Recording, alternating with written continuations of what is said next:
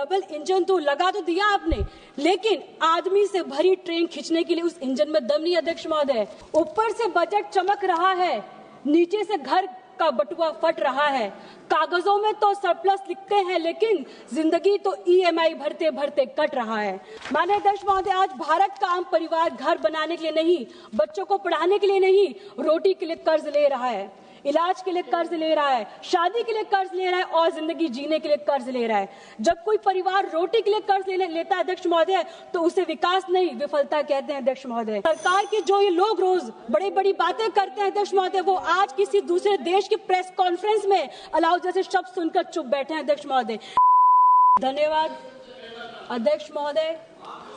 आज finance bill 26-27 पर बोलने का मुझे आपने अवसर दिया।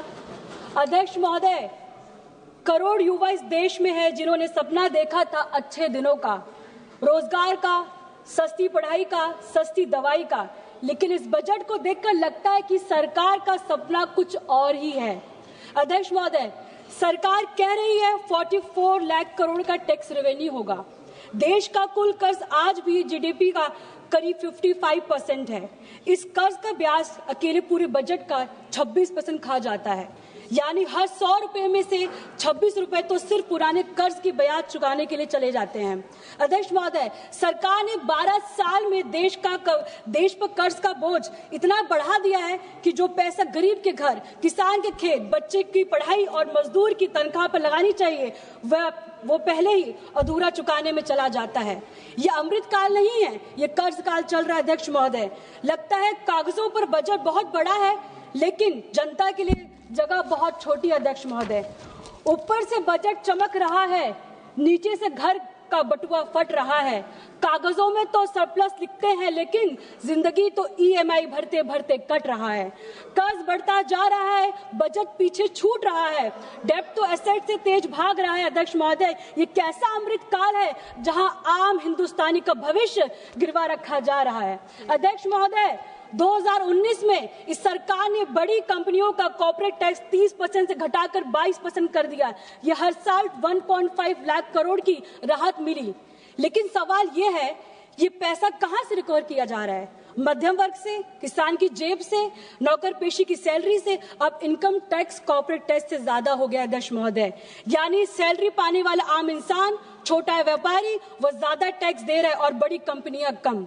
थ्योरी ये थी कि कॉर्पोरेट को छूट दो तो वो आपको इन्वेस्ट करेंगे, जॉब्स आएंगी। 12 साल हो गए अध्यक्ष महोदय, जॉब्स भी नहीं मिली, इन्वेस्टमेंट भी नहीं हुआ, लेकिन कॉर्पोरेट का मुनाफा जरूर बढ़ गया अध्यक्ष महोदय।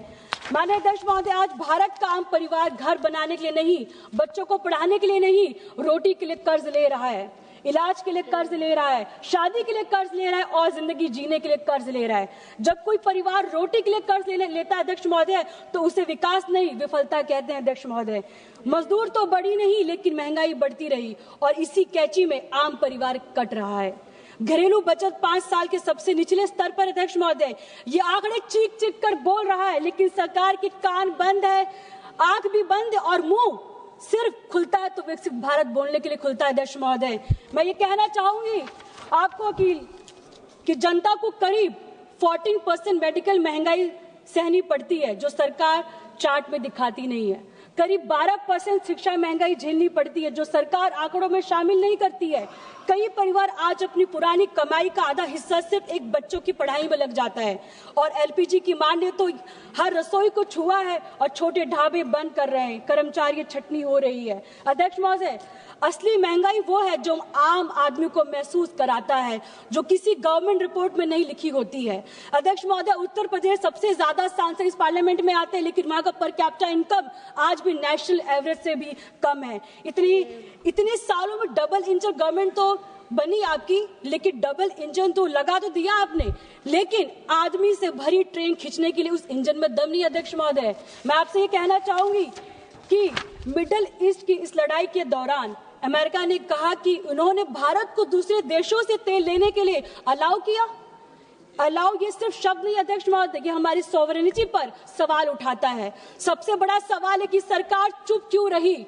सबसे सरकार के जो ये लोग रोज बड़ी बड़ी बातें करते हैं अध्यक्ष महोदय, वो आज किसी दूसरे देश की प्रेस कॉन्फ्रेंस में अलाउ जैसे शब्द सुनकर चुप बैठे हैं अध्यक्ष महोदय। 1971 में इंदिरा गांधी जी ने प्रेसिडेंट निक्सन की धमकी को नकारा था, अटल जी ने पोखरण के जरिए दुनिया को जवाब दिया था। आज हम अलाउ सुन रहे हैं और सरकारी किसी व्यक्ति की तरफ से ट्वीट नहीं आया अध्यक्ष महोदय। मैं आपको ये कहना चाहती हूँ, ये कैसा आत्मनिर्भर सरकार है, ये कैसा देश है। मगर मैं ये कहना चाहूंगी, चिप भी विदेश का है, AI भी विदेश का है, तेल भी विदेश का है, ऊपर से इजाजत भी अमेरिका दी हमें। ये कैसा आत्मनिर्भर पल रहे अध्यक्ष महोदय। वेवा लेकर भी खुद को ग्लोबल लीडर बताने सबसे बड़ा विडंबना है अध्यक्ष महोदय।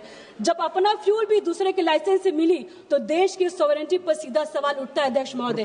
भाषणों में तो आत्मनिर्भर है, फैसलों को किसी और के अलाउ का इंतजार करते हैं अध्यक्ष महोदय। ये लोग G20 देशों में फीमेल वर्क पार्टिसिपेट सबसे कम है अध्यक्ष महोदय। भारत में 20 से 29 साल की सिर्फ 18% महिलाएं पेड जॉब में है अध्यक्ष महोदय, और उत्तर प्रदेश में सिर्फ 9.8% है। रूरल सिक्योरिटी पर खर्च नहीं है, यानी उसकी सुरक्षा भी नहीं है और रोजगार भी नहीं है। और ऊपर से नारी शक्ति नारा थमा दिया जाता है अध्यक्ष महोदय। नारी शक्ति बैनर पर लिखने से नहीं होता अध्यक्ष महोदय, बजट में दिखाने से होता है। मैं आपसे कहूंगी 2 मिनट मुझे और दे दीजिए बोलने के लिए। और जीडीपी में मैन्युफैक्चरिंग का हिस्सा बढ़ने की जगह घट गया है अध्यक्ष महोदय। जब हम 100 रुपए का फोन मेक इन इंडिया कहकर बेचते हैं और उसमें 85 का सामान चाइना से आता है, तो इस मैन्युफैक्चरिंग नहीं, इसको असेंबली कहते हैं अध्यक्ष महोदय। असेंबली को मैन्युफैक्चरिंग का नाम देना ही डाटा का हेराफेरी अध्यक्ष महोदय। सेमीकंडक्टर मिशन 1.0 आया, 2.0 आया, अनाउंसमेंट हुए, लेकिन आज भी हमारे स्मार्टफोन में की जो चिप है वो विदेश से आती है